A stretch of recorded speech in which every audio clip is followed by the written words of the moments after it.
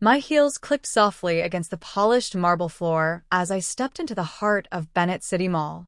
Shoppers bustled past me, families clutching bags, teenagers laughing, a mother balancing a stroller and a coffee, but no one recognized me. That anonymity was my power. They saw a polished woman in a silk blouse and tailored blazer, not the owner of the sprawling glass and steel monument that towered above the city skyline. I adjusted the thin gold bracelet on my wrist, an old habit when nerves crept in. Outside the window of my executive suite, sunlight danced across the mall's fountains, their water arcs glittering like diamonds. It was beautiful. It was mine. Every inch of it stood on the very land people once laughed at me for refusing to sell. The irony still made me smile, though not without a pang in my chest. I remembered their words, "It's worthless soil, Sophia. Let it go before it drags you down." And yet here I was, standing taller than any of them ever imagined. My phone buzzed on the glass desk. A message flashed across the screen. "We're in town. Thought we'd stop by the new mall. Meet us at noon." It was from my cousin Daniel, the loudest voice of mockery all those years ago. He didn't know. None of them knew. I exhaled slowly, smoothing the edge of my silk scarf. The past was walking straight through my doors, and they were about to discover the truth I had kept hidden for years. I was only 19 the day they laughed at me. The late summer sun burned down on our old farmhouse porch, and I can still remember the way my hands shook as I clutched the deed papers. That piece of land, 40 acres of dry soil on the edge of town, was all my parents had left me. No money, no business, just dirt. My Uncle Thomas had leaned back in his chair, smirking. "Sophia, honey, you're young. Be smart. Sell it while you can. No one's building anything out there. It's nothing but weeds and dust." The others chuckled, my cousins, neighbors, even Daniel, who never missed a chance to remind me I was the poor orphan with dirt instead of dollars. Their laughter stung more than I ever admitted. I swallowed hard, blinking fast so the tears wouldn't fall in front of them. My throat tightened until it hurt, but I forced my voice out. "I'm not selling." Silence followed for a beat, then louder laughter.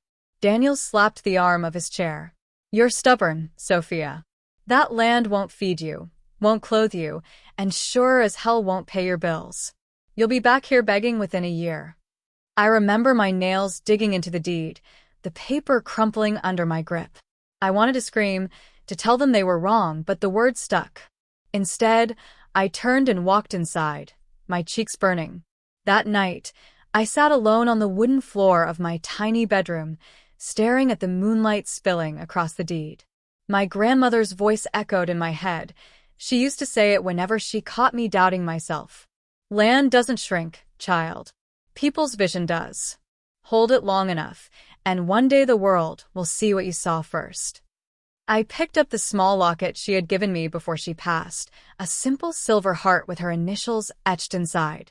I pressed it against my chest, as if her strength could flow into me. And right there, I made my decision. I wouldn't sell.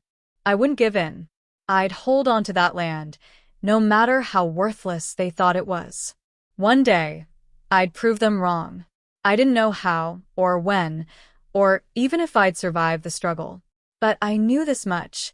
I'd rather starve fighting for my ground than live comfortable bowing to their mockery. That was the night Sophia Bennett stopped being the girl with nothing. That was the night I chose to build a future of my own. At first, I had nothing but that patch of land and a fire inside me. I worked 2 jobs to keep the property taxes paid, waiting tables during the day, cleaning offices at night. I'd collapse on my narrow bed with aching feet, but I refused to let go of the deed tucked safely in my drawer. One evening, while bussing tables at a downtown restaurant, I overheard 2 men talking about the city's expansion project. They mentioned a new highway planned to cut straight past the outskirts of town, right by my land. My pulse raced. Maybe, just maybe, Grandma was right. That night, I stayed up until dawn researching zoning laws, real estate trends, anything I could get my hands on. Most of it looked like a foreign language. But I refused to quit. If others could learn, so could I. A month later, fate introduced me to Margaret Hale, a retired architect who had been a regular customer at the diner where I worked mornings. She always asked for extra lemon in her tea, and one day, she noticed the thick folder of papers I carried everywhere. "What's in there?" she asked, sliding into her booth. I hesitated, embarrassed, then admitted, "It's my land. I want to build something. I just don't know how." She studied me with sharp, gray eyes, then smiled faintly. "Most people your age are chasing quick money. You're chasing legacy. That's rare." From then on, Margaret became my quiet mentor. She guided me through city planning documents, explained architectural basics, and introduced me to people who didn't laugh when I spoke. For the first time, someone believed I wasn't crazy. The road wasn't smooth. Banks turned me down again and again. Too young, no collateral, no experience. Each rejection felt like another slap from my past. But Margaret kept pushing. "You don't need everyone to say yes, Sophia. You just need the right one." Finally, after months of hustling, a small investment group took a chance on me. They agreed to back my vision for a shopping complex on the land. It wasn't a mall yet, not the shining glass empire it would become, but it was a start. I threw myself into the work. I learned how to read contracts, negotiate leases, and even pick flooring samples. There were nights I cried into my pillow, wondering if I'd drown myself in a dream too big. But then I'd look at Grandma's locket, and the fear would turn into fuel. My first small win came when a local coffee shop signed the very first lease. I remember walking out of that meeting, holding the signed papers, shaking so badly, I thought I dropped them. It was just one tenant. But to me, it felt like I'd conquered the world. Brick by brick, deal by deal, the project grew. I kept quiet online, posting only pictures of sunsets or books, never construction updates. My family thought I was still drifting, struggling, that girl wasting her youth. And I let them believe it, because deep down, I knew the day would come when they wouldn't just hear about my success, they'd walk through it. I checked the clock on the wall of my office. 11:55 a.m. The fountain outside my window sparkled in the midday sun as crowds streamed through the glass atrium below. From up here, the mall looked alive, a living, breathing monument. Every polished tile, every glowing storefront, every chandelier was a reminder of what persistence could build. And then I saw them. My cousin Daniel, my uncle Thomas, and two of my aunts stepped hesitantly into the main entrance. They looked around with wide eyes, their laughter gone, replaced by awe. Daniel tilted his head back to stare at the skylight dome, his mouth slightly open. I pressed a button on my desk phone. "Send them up." Moments later, the door swung open. They walked in slowly, their footsteps soft against the plush carpet. My office was deliberately understated but elegant. White oak shelves lined with books, abstract paintings on the wall, and a sweeping glass window overlooking the heart of the mall. For a long moment, no one spoke. They just looked at me, then at the room, then back at me. Thomas finally broke the silence. "Sophia, this is incredible. Whose place is this? You work here?" His words hung in the air, almost comical in their naivety. I smiled faintly, folding my hands on the desk. "No, Uncle. I don't work here." Daniel chuckled awkwardly. "Right, of course not. But you must know the owner. These offices don't belong to just anyone." I let the silence linger, savoring the suspense. The sound of the fountain below echoed faintly, like background music to the moment I had been waiting for. Finally, I rose from my chair and walked to the window. I gestured toward the bustling crowd below, the glossy storefronts, the glittering chandelier hanging above the atrium. "This mall," I said softly, almost like I was telling them a secret, "was built on land you once mocked. My land." Their faces froze. My words hung heavy in the air. "I own it," I continued, turning to face them.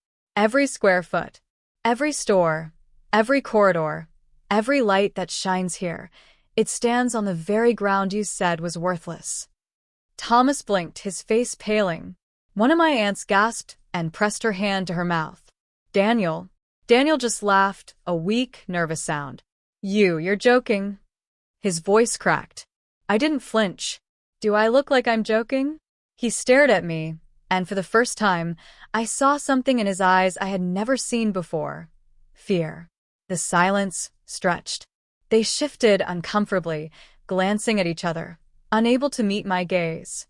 Finally, Aunt Clara whispered, We had no idea. No, I said, my voice steady, but not cruel. You didn't want to have any idea. You didn't believe I was capable. You thought I was just a girl with dirt under her nails, clinging to land that meant nothing. But you were wrong. My locket, hidden beneath my blouse, felt warm against my skin, almost as if my grandmother herself stood beside me. Daniel cleared his throat, trying to recover. Well, I suppose congratulations are in order. You've really made something here. I tilted my head, studying him. His arrogance had slipped, replaced by uncertainty. For the first time, he was the one fumbling for words. And in that moment, I realized the power had shifted. The girl they once mocked was gone. In her place stood a woman who held the keys, not just to this building, but to her own destiny.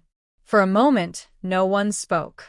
The weight of truth pressed down on the room, heavy as the silence that filled it. Uncle Thomas finally cleared his throat. Sophia, I'll admit it. We underestimated you. But maybe you could help us now. Business hasn't been easy lately, and I held up a hand, stopping him mid-sentence. Stop. My voice was calm, not raised, but the firmness in it made him fall silent. I walked slowly around the desk, heels tapping against the floor, until I stood in front of him. Do you remember the day you all sat on the porch and laughed at me? Called me foolish for holding on to land you said was worthless. Their eyes shifted downward. I carried that laughter with me. It burned every time I was rejected by banks. Every night I worked until my fingers ached. And now here you stand, asking me to help. Daniel crossed his arms, his old arrogance flickering for a second. So what, Sophia? You want us to beg? I smiled faintly. No. I want you to grow. If I give you anything, it won't be charity. It will be on my terms. Aunt Clara's eyes welled with tears. What terms? I took a deep breath, my grandmother's locket warm against my chest. Each of you will have to make changes. Real ones. Uncle Thomas, you've spent years cutting corners and blaming others when things fall apart. If I back you, it will only be if you agree to run your business ethically. No more shortcuts. No more excuses. His jaw tightened, but he nodded slightly. I turned to Clara. You've always put yourself last, silenced your own dreams for everyone else's comfort.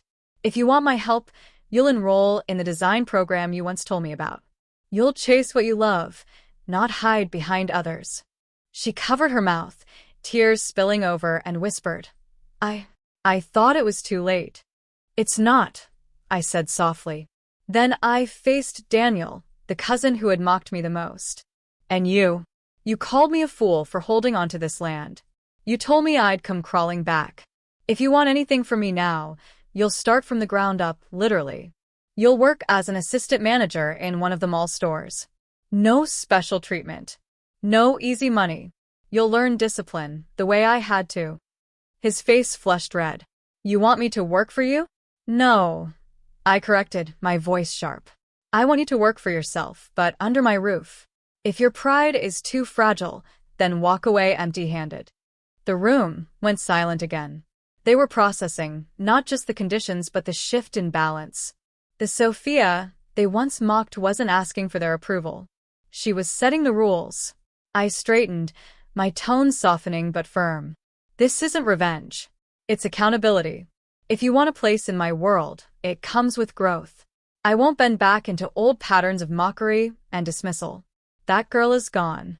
This woman sets her own terms. One by one, they nodded, hesitant, humbled, but aware this was the only way forward. And for the first time, I felt the wounds of the past begin to close. Weeks passed after that confrontation, and slowly, I began to see the changes. Uncle Thomas showed up at city meetings with cleaner ledgers and straighter shoulders. For the first time, his handshake felt honest instead of slippery. Clara enrolled in the design program, her eyes lighting up when she showed me her first sketches. And Daniel, though he grumbled in the beginning, clocked in at one of the mall's clothing stores, learning to fold shirts, stock shelves, and answer to someone else's rules. The prideful smirk he once wore was replaced by something humbler, quieter. I would catch glimpses of them sometimes in the mall, blending into the rhythm of the place. Customers had no idea who they were to me. They were just people finding their way, learning in the same building that had once been the proof of my own. One evening, I stayed late in my office. The mall had emptied out, its hallways glowing softly under the night lights. I walked the polished floors alone, the sound of my heels echoing through the quiet. My reflection followed me in the glass storefronts, a woman no longer weighed down by old laughter, but lifted by her own resilience. I stopped at the center fountain, the heart of the mall. Water shimmered beneath the skylight, and I reached for my locket. The silver heart was warm against my palm. Land doesn't shrink, child, Grandma's voice whispered in memory. People's vision does. She'd been right all along. The land hadn't shrunk. It had expanded into something no one else could see but me. I thought back to that 19-year-old girl clutching a deed while the world laughed. The girl who walked away from mockery with burning cheeks but unbroken resolve. I wanted to tell her that the pain would forge her into steel, that every lonely night and every slammed door was shaping her into this moment. But I didn't need to, because deep down she had always known. That's why she never let go. I smiled, slipping the locket back beneath my blouse, and whispered to the silence. They mocked my land. Today, they walk through the doors of the city mall built on it, and they whisper my name.